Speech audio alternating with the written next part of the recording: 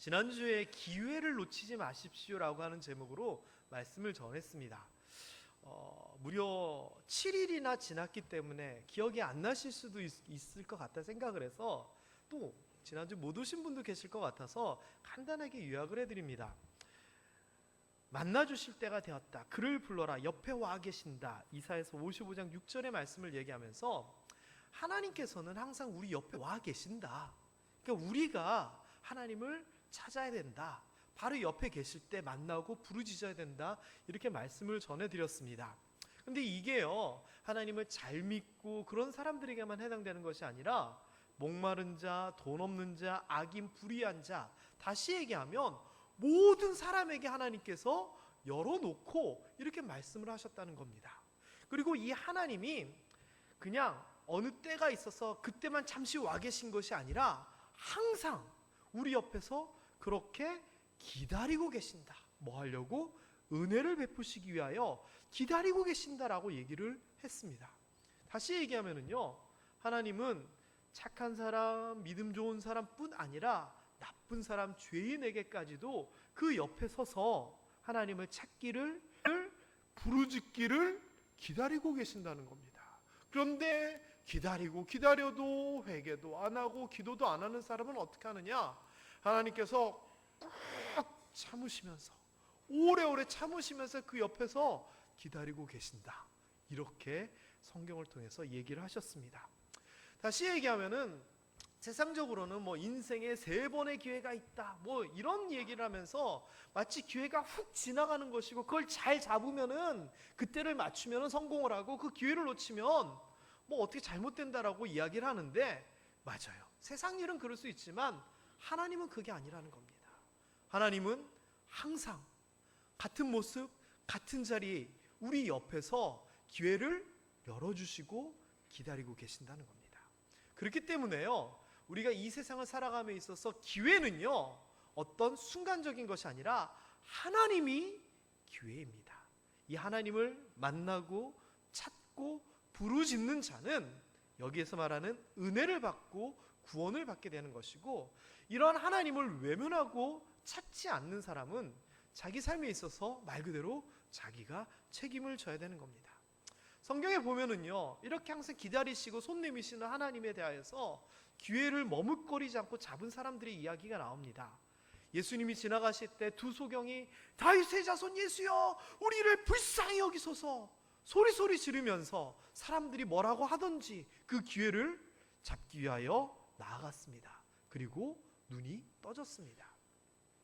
혈루병을 앓았던 여인은 예수님이 지나가실 때 옷을 만지기만 하면 되겠다, 이 믿음으로 지나가시는 그 기회, 순간의 기회를 놓치지 않고 겉옷자락을 만짐을 통하여 병이 낫게 됩니다. 그리고 귀신 들린 아이를 가지고 있었던 한 이방 여인은 예수님께서 그 믿음을 시험하기 위하여 개 취급을 하였음에도 불구하고 개도 주인의 상에서 떨어지는 부스러기를 먹지 않습니까? 그 은혜를 구합니다. 그리고 그 기회를 잡아 그 가정의 문제가 해결됩니다. 삭개오는 어떻습니까? 예수님 한번 보고 싶어서 나무 위에 올라갔다가 예수님을 보게 되고, 예수님이 삭개오를 다시 발견하게 되고, 그 기회를 놓치지 않아 삭개오는 새로운 사람이 되지 않습니까? 어떻게 보면 기회는 열려 있고요, 어떻게 보면 기회는 한순간인 것 같습니다. 그러나 어쨌거나 이 기회를 잘 잡아야 됩니다. 반대로 기회가 주어졌을 때 놓친 사람들이 있습니다. 하나님 앞에 거짓말하던 아나니아와 삽비라, 진짜냐? 정말이냐? 다시 한번 물어보고 사실을 이야기할 수 있는 기회를 줬음에도 불구하고 그 기회를 놓쳐서 죽음을 맞이하게 됩니다. 바로왕, 내가 하나님이다, 우리 백성을 애굽에서 보내라, 10번의 기회를 줬는데도요, 이것을 제대로 잡지 못하고 결국 홍해에 수장되고 맙니다. 아하방이요, 하늘에서 불이 떨어지는 것을 보면서 깨달아야 되는데 이 기회를 놓치고 결국 허망하게 죽음을 맞이합니다. 가룟 유다는 더하죠. 예수님 옆에서 3년 동안 바라봤음에도 불구하고 그것을 놓쳐버리고 그 기회를 날려버립니다. 여러분, 우리 인생이 그렇습니다. 하나님은 항상 손 내밀고 계시는데 이것을 잡느냐 외면하느냐가 우리의 삶의 모든 것을 뒤바꿔 놓습니다. 여러분, 그 하나님에 대하여서 기회를 놓치지 아니하고 손 내미는 그 손 꼭 잡고 그 인도하심대로 도우심대로 살아갈 수 있는 여러분들 되시기를 주님의 이름으로 축원합니다. 너희는 여호와를 만날 만한 때에 찾으라. 그때가 언제입니까? 지금입니다. 가까이 계실 때 어디에? 내 옆에 계십니다. 그를 부르고 그를 만나고 그를 찾음을 통하여서 여러분의 인생에 있어서 가장 큰 기회인 하나님, 이것을 절대 놓치는 일이 없기를 주님의 이름으로 축원합니다. 자, 그런데 퀴즈입니다. 제가 지난주에 기회를 놓친 사람에 대해서 5명을 얘기를 했는데 한 명이 빠져 있습니다. 누굴까요? 너무 쉬운가요? 오늘 제목이 뭐였죠? 사울의 기회입니다. 맞습니다. 사울도 그랬거든요. 그래서 오늘은 사울이 어떤 기회를 놓쳤는지 한번 제대로 한번 살펴보도록 하겠습니다. 아울러 사울이 놓친 기회를 우리는 놓치지 말아야 됩니다. 그게 어떤 건지 여러분 잘 생각해 보십시오. 사울은 일단 하나님께서 그에게 엄청난 기회를 주셨습니다. 이스라엘 백성들이요, 하나님에게 왕을 세워달라 그랬습니다. 하나님이 내가 너희의 왕이고 내 도움과 내 인도하심으로 살면 되잖아. 그랬더니 이스라엘 백성들이 싫다는 겁니다. 하나님, 블레셋도 왕이 있고요, 아말렉도 왕이 있고요, 저쪽 아람 족속도 왕이 있어서 잘 나가잖아요. 우리도 왕이 필요해요. 선지자를 보내서 왕이 세워지면 너희 아들들을 군대로 끌고 가고 너희 딸들을 왕의 후궁으로 끌고 가고 너에게 무거운 세금을 매길 건데 그래도 좋냐고 묻습니다. 근데 이스라엘 백성들이 좋대요. 그래서 하나님께서 왕을 세웠는데 그게 누구냐? 바로 우리가 잘 알고 있는 오늘의 주인공 사울이었습니다. 자, 근데 이 사울은요, 막내 지파인 베냐민 지파에 속해 있던 사람이었습니다. 그리고 왕이 되고 싶다, 왕이 될 거다라고 하는 생각은 눈꼽만큼도 없던 사람입니다. 그런데 이 사람을 하나님께서 사무엘 선지자를 보내셔서 하나님께서 선택을 하십니다. 그래서 이 사무엘에게 너는 가서 그에게 기름을 부어라. 기름을 붓는다는 것은 하나님께서 거룩하게 하신다는 거고 하나님께서 택하신 하나님의 것이라는 하나님의 소유라고 하는 징표입니다.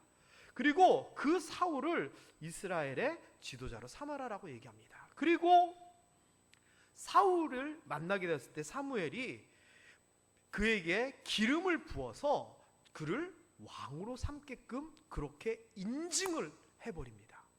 자, 사울의 입장에서는 어땠을까요?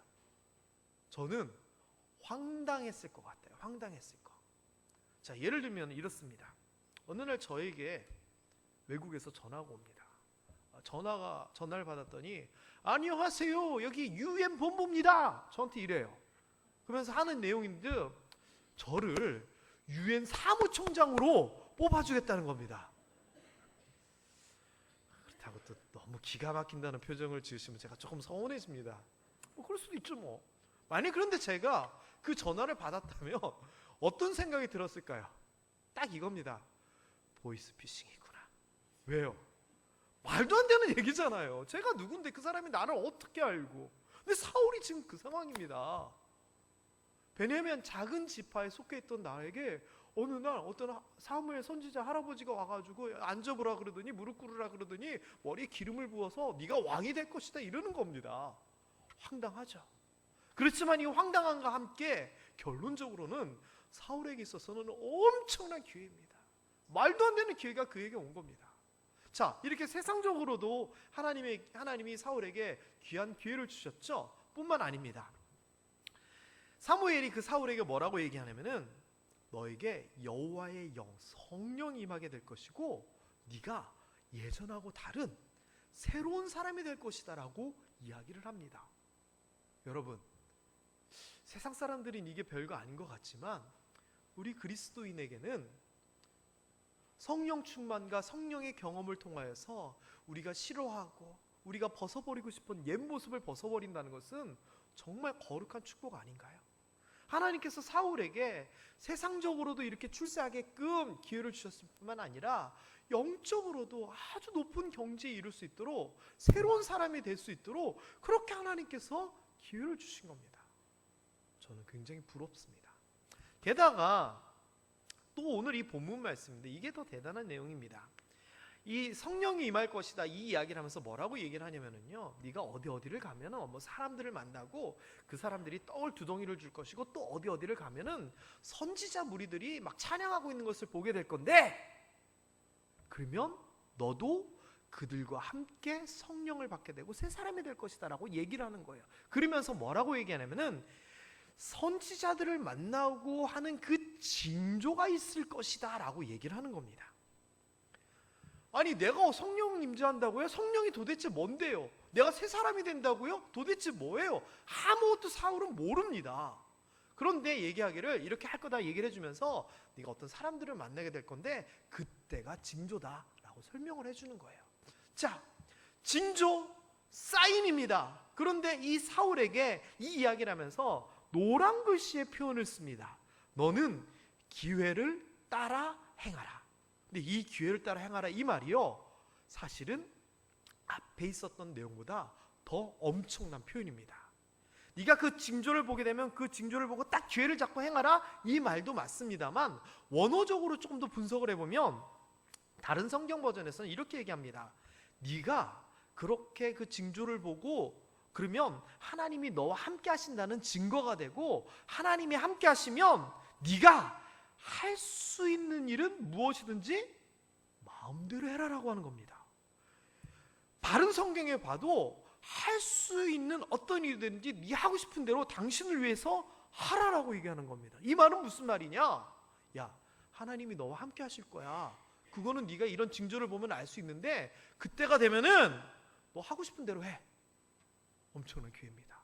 이거는 뭐랑 똑같은 정도 수준의 복이냐? 아담과 하와에게 에덴 동산에서 선악을 알게 하는 나무 외에는 너 마음껏 먹고 싶은 거 먹고 하고 싶은 거 해!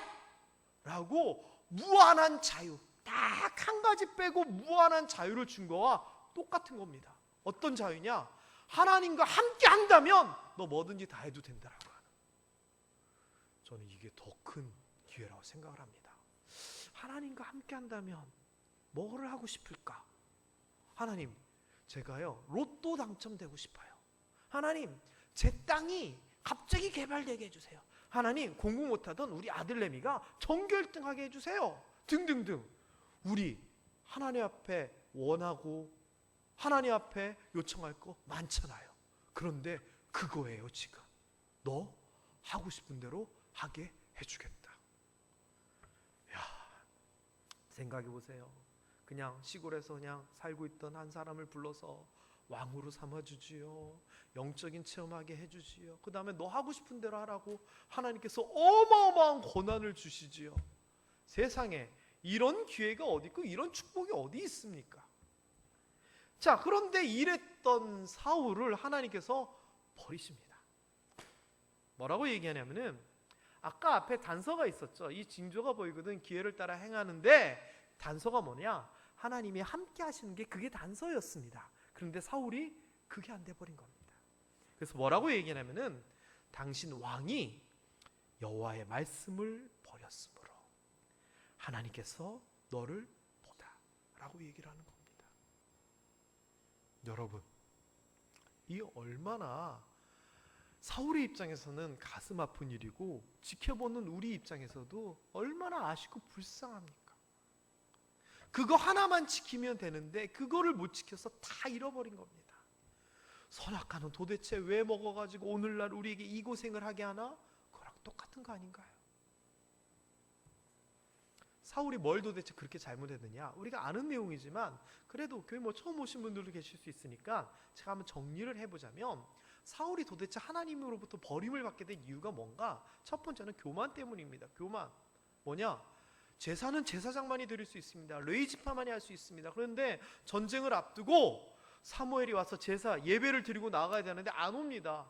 약속 시간이 됐는데 전쟁하러 나가야 되는데 안 오니까 아이고 뭐 내가 해버리지. 말도 안 되는 교만을 어떻게 보면 객기죠. 그렇게 부립니다. 그래서 자기의 판단, 자기의 생각, 하나님의 정하신 룰, 율법이 있음에도 불구하고 자기의 판단을 따라서 자기가 제사 지내버립니다. 그때 나온 유명한 말이 순종이 제사보다 낫다 이 말이잖아요.